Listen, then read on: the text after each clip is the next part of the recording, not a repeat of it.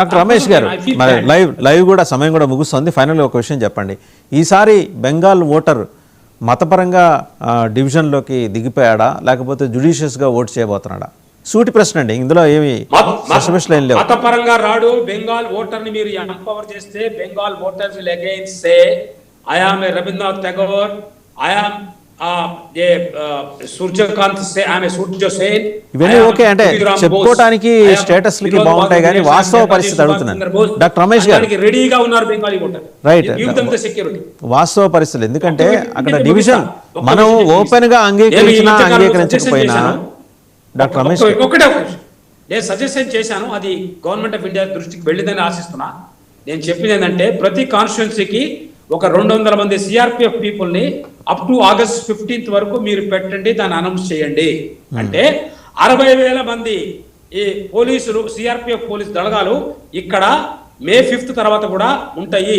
వాళ్ళు ఆగస్టు 15వ తారీఖున కవాతు చేస్తారు రెడ్ రోడ్ మీద నూతన సీఎం కి నూతన గవర్నర్ కి అని మీరు అనౌన్స్ చేయండి.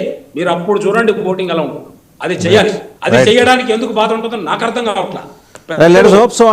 రాబోయే రోజుల్లో ఇంకా టైం ఉంది, ధర్మాన్ని సపోర్ట్ చేసేవాళ్ళు, దేశాన్ని ప్రేమించేవాళ్ళు. ఇంకా టైం ఉంది. Thank you doctor B N Ramesh గారు. ఇంకా టైం ఉంది కాబట్టి మనం హోప్ సో మీరు చేసిన సూచనని కేంద్ర ప్రభుత్వం పరిగణలోకి తీసుకుంటుంది. Thank you doctor Ramesh and doctor professor Murali Manohar గారు, ఇద్దరికి ధన్యవాదాలు. సో చూసాం బెంగాల్ చాలా భిన్నమైన ఎన్నికల వాతావరణాన్ని ఎదుర్కొంటుంది. మిగిలిన తతిమ రాష్ట్రాల్లో పోలిసినా కేంద్రపాలిత ప్రాంతం పుదుచ్చేరితో పోలిస్తే బెంగాల్లో స్పష్టమైన విభజన, వర్గ విభజన అంటారా, మత విభజన అంటారా, సామాజిక విభజన అంటారా. మరోవైపు బంగ్లాదేశ్ నుంచి జమాతే ఇస్లామీ ఇన్ఫ్లుయెన్స్, అక్కడి నుంచి చొరబాటుదారులు వాళ్ళందరూ వచ్చి లోకల్గా ఎన్నికలను ఇన్ఫ్లుయెన్స్ చేయడానికి టీఎంసీకి అనుకూలంగా పనిచేయడం కోసం దిగారనేది ఒక అభియోగం. ఎనీహౌ కేంద్ర ప్రభుత్వం 200 లక్షల మందిని దింపుతోంది కాబట్టి ముందస్తు జాగ్రత్తల్లో భాగంగా ఇలాంటి వాళ్ళందరినీ ఏరేసే కార్యక్రమం జరుగుతోంది. మరేం పర్లేదు, మనకి కేవలం పాకిస్తాన్ బంగ్లాదేశ్లో పనిచేయడానికి దురంధర్లు కాదు, బెంగాల్ ఎలక్షన్స్లోనూ కూడా దురంధర్లు దిగబోతున్నారు అనే సమాచారం. ఈసారి మత రాజకీయాలు చేసి అల్లలు సృష్టించాలనుకునే ఏ పార్టీకి కూడా అక్కడ అంత ఆమోదం లభించే పరిస్థితి లేదనేది స్పష్టమైన సంకేతం.